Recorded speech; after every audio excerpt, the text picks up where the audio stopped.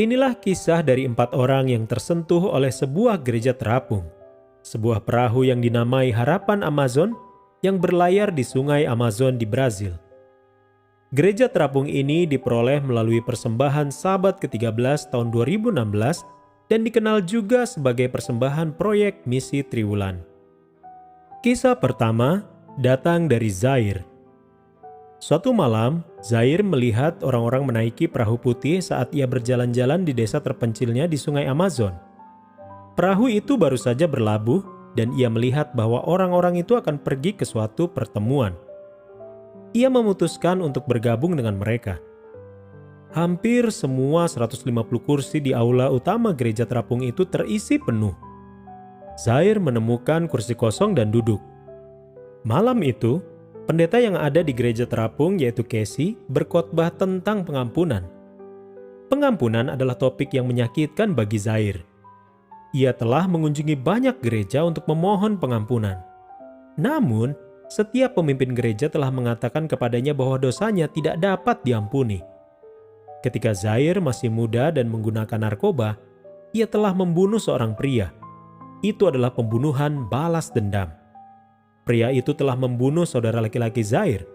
Sekarang Zair berumur 32 tahun, dan ia merindukan pengampunan dari Tuhan. Zair datang ke gereja terapung itu tanpa harapan dan pengampunan. Tetapi malam itu, ia mendengar bahwa Allah dapat mengampuni dosa apapun. Zair lalu kembali pada malam berikutnya dan malam berikutnya lagi untuk mendengarkan lebih banyak khotbah. Di akhir pertemuan, ia menyerahkan hatinya kepada Yesus dan dibaptis. Kini, ia adalah seorang yang telah diampuni dan ditebus.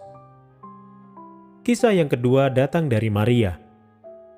Maria tidak ingin mengunjungi gereja terapung, tetapi suaminya datang ke setiap pertemuan. Saat pertemuan terakhir, sang suami memutuskan untuk dibaptis. Saat itulah Maria memutuskan untuk pergi ke gereja terapung. Ia menghadiri pertemuan terakhir. Keesokan harinya ketika pendeta Casey memimpin acara baptisan, Maria menyatakan bahwa suaminya hanya dapat dibaptis jika dia dibaptis bersamanya. Pendeta Casey tidak yakin apa yang harus dilakukan. Jadi, ia berdoa dan akhirnya membaptis Maria dan suaminya. Setelah itu, ia memasukkan Maria ke dalam program pemuridan yang diikuti oleh semua anggota baru. Melalui program tersebut, Maria mempelajari kebenaran Alkitab yang ia tidak dapatkan dari pertemuan-pertemuan yang lalu. Kini, Maria dan suaminya adalah anggota gereja yang setia dan aktif di desa terpencil mereka di Amazon. Kisah yang ketiga berasal dari Jeseni. Seorang wanita berusia 38 tahun bernama Jeseni mendatangi pendeta Casey setelah sebuah pertemuan. Sewaktu saya masih kecil, saya biasa pergi ke gereja. Katanya, Saat remaja, saya meninggalkan gereja. Namun malam ini saya memutuskan untuk kembali ke gereja.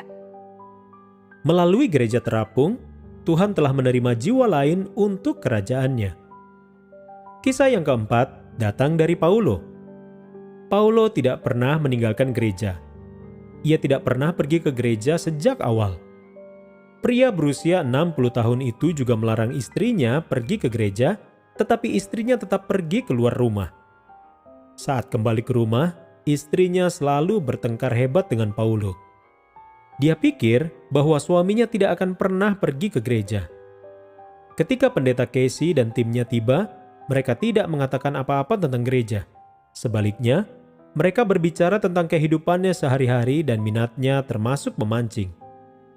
Mereka kemudian mengirimkan seorang tukang cukur ke rumahnya karena ia perlu potong rambut. Ia tinggal di atas bukit dan sulit baginya untuk turun ke bawah. Pada hari rambutnya dipotong, ia memutuskan untuk pergi ke gereja terapung. Di atas kapal, ia memeluk pendeta Casey dan anggota tim lainnya. "Siapa kalian?" Tanyanya, "Kalian bahkan khawatir dengan jumlah rambut di kepalaku."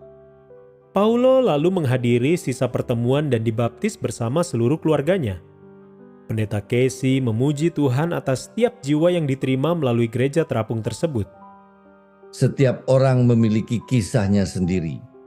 Katanya, Tuhan telah mengirimkan orang-orang yang istimewa kepada kita dan Dia memimpin dengan caranya yang istimewa.